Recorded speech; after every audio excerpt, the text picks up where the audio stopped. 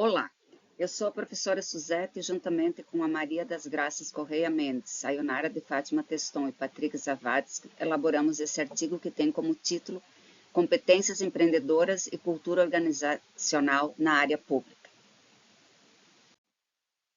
Então, na nossa introdução, a gente trabalhou, no nosso artigo, nós trabalhamos esses dois construtos, as competências mais voltada às competências empreendedoras, né, que a gente sabe que ela melhora o gerenciamento do capital humano, é um termo utilizado cada vez com maior frequência no meio organizacional e dada também a relevância do volume de estudos voltados à temática.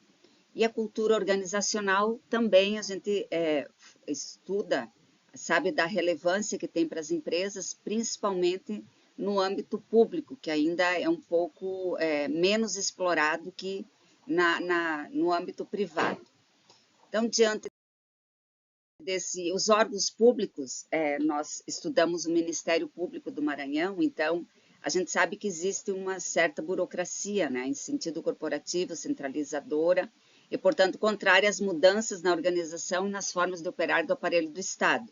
Então, isto vem mudando ao longo do tempo, mas ainda há muito que se trabalhar, né? Então, essas forças inovadoras, ou seja, introduzir nas organizações públicas uma cultura de flexibilidade e de gestão empreendedora que permita às organizações públicas atuarem de forma eficiente num mundo de rápidas transformações.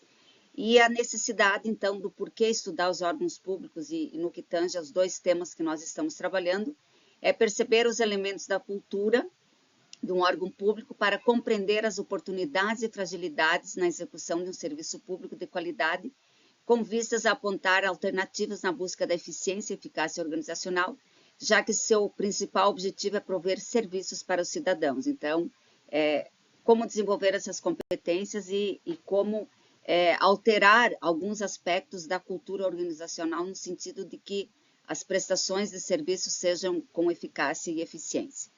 Então, diante desse contexto, nosso objetivo foi avaliar as relações entre cultura organizacional e as competências empreendedoras na percepção dos servidores que atuam no Ministério Público do Estado do Maranhão. A nossa metodologia, então, foi uma pesquisa descritiva, com uma abordagem quantitativa, foi uma survey, né, com um período de tempo. Então, nós aplicamos os questionários após a autorização do Ministério Público.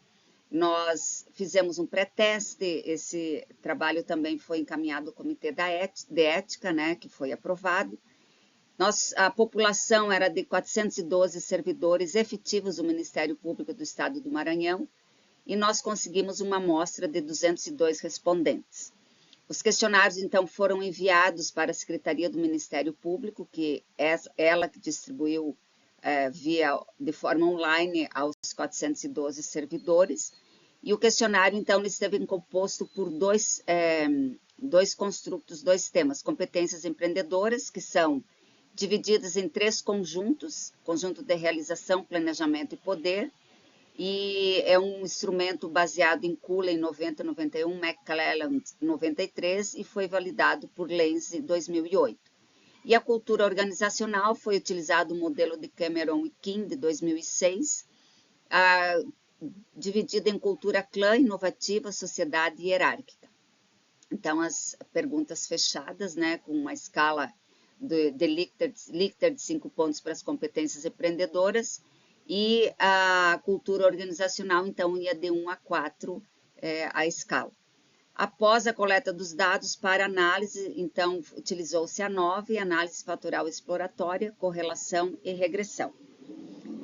O referencial teórico, então, esteve baseado, nós nos baseamos nas duas teorias, a cultura organizacional, que, segundo esses autores Gomes, Torres, Gomes e Teal, ela proporciona aos membros da organização um senso de identidade organizacional e gera um comprometimento com crenças e valores que são maiores do que os próprios membros da organização. E Paulo Neto, 2021, dizem que as melhorias interorganizacionais das instituições públicas passam pela ressignificação do seu capital humano, inclusive no que tange às competências empreendedoras. Então, voltando lá na nossa introdução, essa reavaliação, né, essa importância da do desenvolvimento de competências para acabar um pouco com essa burocracia, com esse estigma de que o serviço público não é um serviço de eficiência e eficácia. Então, nós, a partir da nossa revisão teórica, né, teve como teoria de base os autores que serviram de base para a elaboração do questionário, e daí nós elaboramos as 3 hipóteses. A H1, o tipo de cultura organizacional se relaciona positivamente com o conjunto de competências empreendedoras realização que manifestam os servidores. H2, o tipo de cultura organizacional se relaciona positivamente com o conjunto de competências empreendedoras planejamento. E o terceiro, com o conjunto poder. Então, nós verificamos, a partir da teoria, fomos investigar se a cultura organizacional se relaciona com as competências nos seus 3 conjuntos. Com base nisso, nós fizemos, então, uma análise descritiva, né, entender um pouquinho quem são essas nossas amostra, quem são os respondentes. Então, a maioria é do sexo feminino, com 51%. A maioria são casados ou moram junto, união estável, com 66%. A maioria possui filhos. A faixa etária ficou entre 31 e 40 anos. A maioria tem especialização e o tempo de trabalho no Ministério até 20 anos, com 46%. A partir desses dados, então, nós fizemos as análises de correlações, regressão e correlação, e fomos identificar aqui, então, como falei lá, a hipótese é verificando os conjuntos, né? Aqui o conjunto de realização, que é formado pela busca de oportunidades e iniciativas, correr riscos calculados, exigência de qualidade e eficiência, e mais outras que vêm na sequência, e relacionamos aqui com o tipo de cultura cada uma delas. Então, aqui, algumas foram sustentadas, outras foram rejeitadas em todos os conjuntos, né, na busca de oportunidade, correr riscos calculados, exigência de qualidade e eficiência. E ainda dentro do conjunto de realização, nós temos a persistência. Aqui se verifica que todas foram refutadas, né, dentro do item persistência, e o comprometimento, algumas foram, apenas uma que foi sustentada. Então, a gente observa que há uma especificidade aí dentro do conjunto de realização, que esses funcionários não são muito persistentes aí no que tange à cultura organizacional.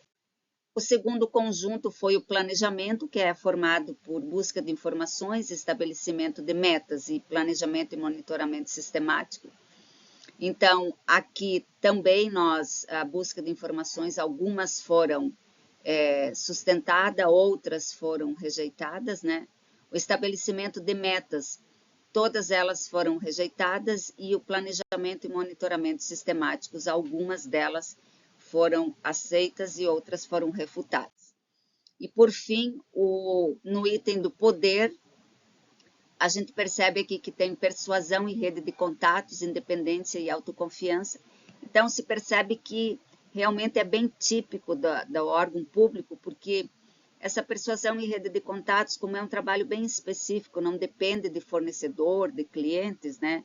Assim como existe a independência e a autoconfiança, existem normas com regras estabelecidas, então não se tem muita liberdade para a tomada de decisões, no sentido que são processos que devem ser atendidos de acordo com a demanda e de acordo com as regras próprias do Ministério Público. Então, aqui, nesse conjunto, se verificou que todos eles foram refutados, todas as hipóteses. Então, não existe uma correlação entre essas competências e a cultura organizacional.